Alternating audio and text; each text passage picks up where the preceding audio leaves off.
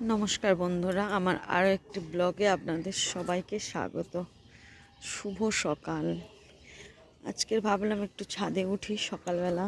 দেখো আমার ছাদে তেমন কোনো গাছ নেই, কিছু জবা ফুলের গাছ শুধু লাগানো আছে, তাই ভাবলাম একটু ঘুরে ঘুরে দেখাই।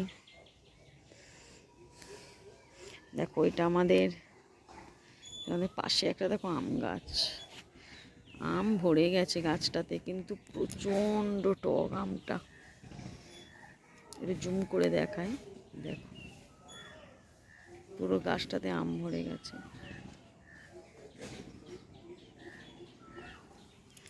দেখো এটা আমার একটা বেগুন গাছ, এখানে না সাদা বেগুন আছে, কাঁটা বেগুনও আছে।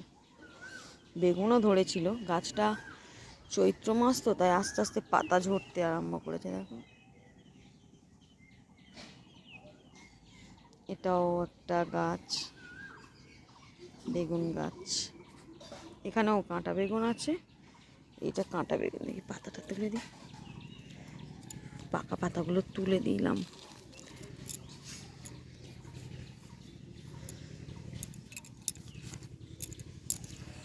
গাছটা পরিষ্কার রাখি, জল দিতে হবে।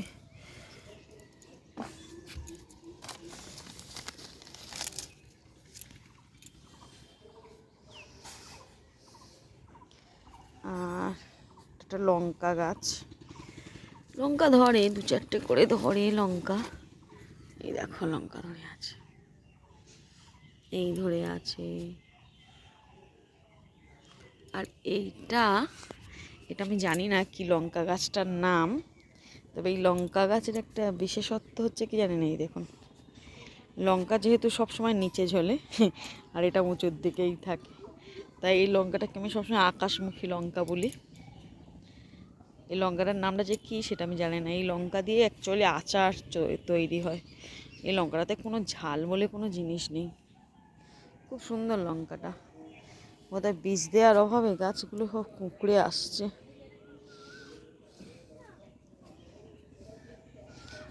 আর এই লঙ্কা গাছটা দেখুন, জানি না এই লঙ্কা গাছটাকে কী বলে, একটু উঁচু থেকে দেখাই। ফার্স্ট গাছটা এরকম হয়েছে, দেখুন এটা একটা লঙ্কা গাছ আমার। লঙ্কাগুলো শুধু দেখুন, ওয়াও! আমি এই লঙ্কা গাছটাকে থ্যাবড়া লঙ্কা গাছ বলি।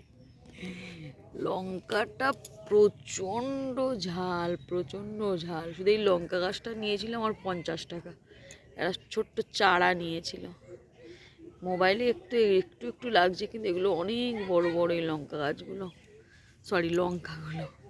কতগুলো ধরেছে দেখুন, আর প্রচণ্ড ঝাল। এই একটা লঙ্কাতে দুটো তরকারি হয়ে যেতে পারে, এত ঝাল লঙ্কা গাছটা। এটাই দেখানোর আমার মূল উদ্দেশ্য ছিল। এই লঙ্কা গাছটা আপনারা জানলে বলবেন তো এর নামটা কি, আমি জানি না। আর দেখুন